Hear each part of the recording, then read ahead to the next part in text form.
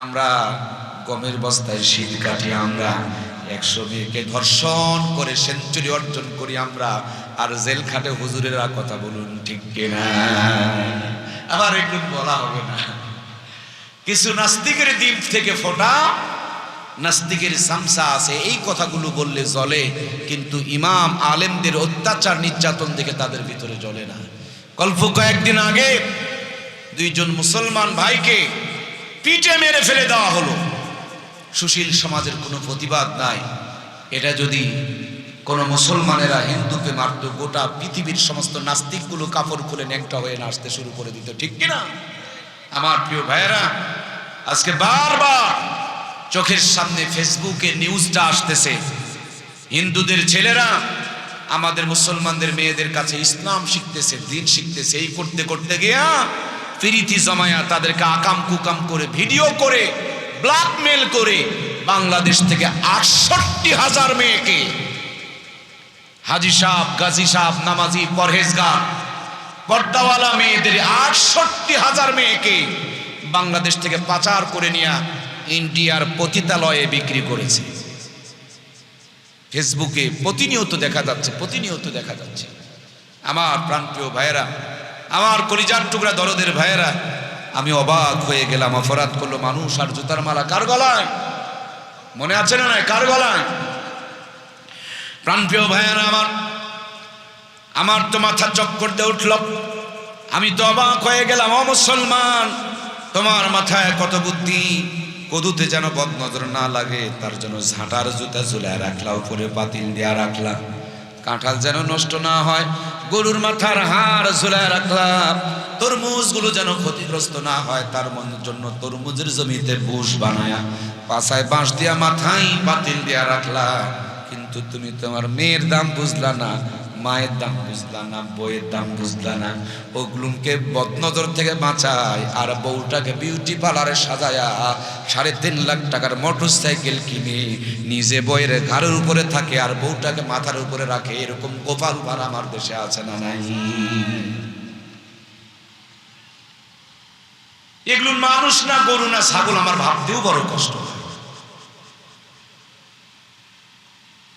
যুবক ভাইয়ের এখন প্যান্ট কিনতেছে, স্মার্ট প্যান্ট, বাঙ্কু মার্কা প্যান্ট, প্যান্টের হাঁটুর মধ্যে ফাড়া, উরুর মধ্যে কাটা। এই বোকা, সে যদি ছিঁড়া টাকা দেয় দোকানদার নেবে না, আর বেকু বেকিয়া ওনার দোকান থেকে ছিঁড়া ফাটা কাপড় কিনতেছে। বিবেকের মধ্যে শয়তান মুতে দিয়েছে, কথা বলুন ঠিক কিনা?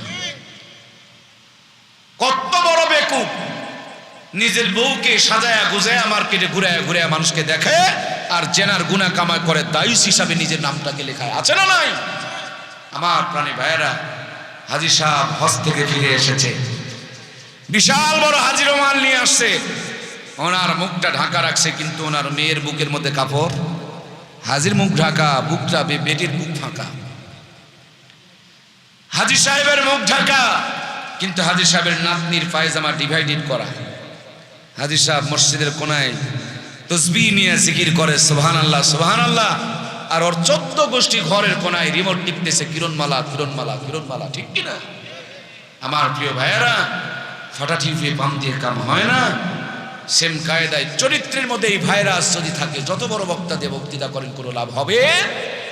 এজন্য প্রিয় ভাইয়েরা, যে ভুলগুলো ধরে দিলাম, আমরা আল্লাহর কাছে তওবা করব। আল্লাহ আমাদেরকে ভুল থেকে ফিরে এসে ঈমান দান করো, আল্লাহ সব পাপ থেকে বাঁচার তৌফিক দান করো, বলুন আমিন।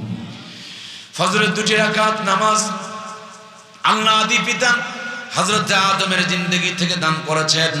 এই জন্য প্রাণের ভাইয়েরা, প্রিয় ভাইয়েরা, আল্লাহ প্রতিবেশীদের শ্রীলঙ্কার যদি পারে হযরত আদমকে পাঠালেন, আর সৌদি আরবের জেদ্দা শহরে বরাম্মা হযরত হাওয়াকে পাঠালেন। দুইজন 350 বছর পর আরাফার ময়দানে একত্রিত হলেন, একে অপরকে বুকে জড়িয়ে ধরে কান্না শুরু করেছেন। আল্লাহ বাপ মার তওবা শুধু কবুল করে নাই, কিয়ামত পর্যন্ত আরাফার ময়দানকে পবিত্র বানিয়ে দিয়েছেন।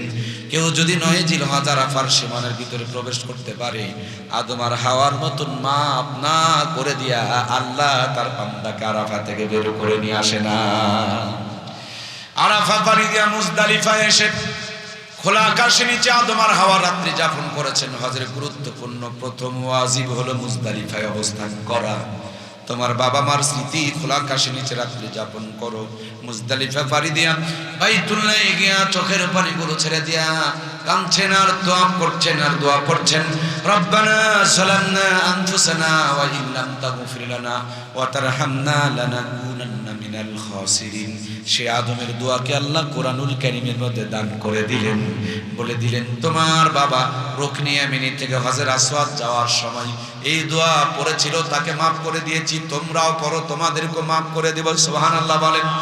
7 মর্তবা তোয়াব করে হজরে আসওয়াদকে সামনে নিয়ে চোখের পানি ছেড়ে আসমানের দিকে তাকায়া বারবার ডুকরে ডুকরে কাঁদছিলেন।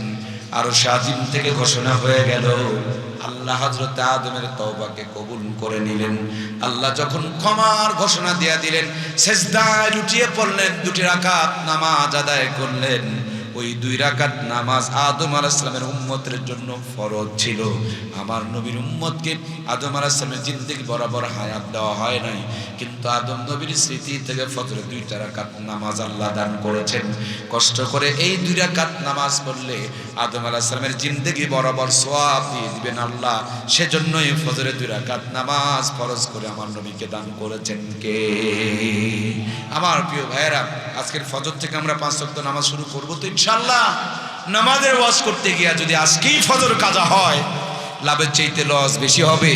ফেরেশতারা আপনাদের চাইতে আমারই বেশি গুতান দিবে।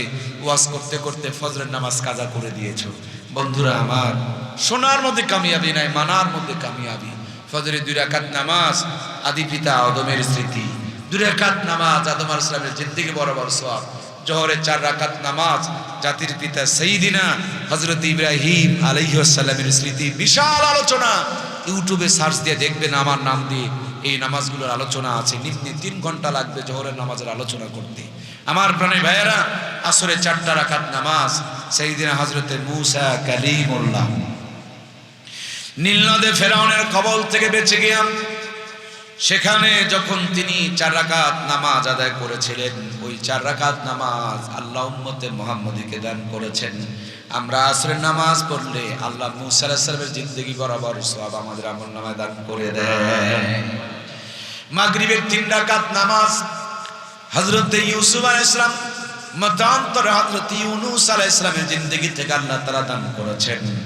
এই 3 রাকাত নামাজ পড়লে আল্লাহ তাআলা ইউনূস আলাইহিস সালামের জিন্দেগি বরাবর সওয়াব দান করে দেন। অনেক লম্বা বয়ান ভাই, 5-7 দিন লাগবে। প্রাণপ্রিয় ভাইয়েরা আমার, ইশার 4টা রাকাত নামাজ হযরত ঈসা রূহুল্লাহ তাকে যখন প্রথম আসমানে 4র্থ আসমানে তুলে নেওয়া হলো, সেখানে গিয়া শুকরিয়া তার 2 রাকাত নামাজ আদায় করেছিলেন। আমরা ঈসা রূহুল্লাহর জিন্দেগি বরাবর সওয়াব পেয়ে যাব যদি এশার 4টা রাকাত নামাজ জামাতে আদায় করতে পারি। সুবহানাল্লাহ। প্রত্যেক দিন 5 জন নবীর জিন্দেগি বরাবর সওয়াব কামাই করার সুযোগ আল্লাহ দিয়ে দিয়েছেন। সুবহানাল্লাহ বলেন। প্রিয় ভাইয়েরা আমার, এজন্য শোনো আমার প্রাণের ভাইয়েরা,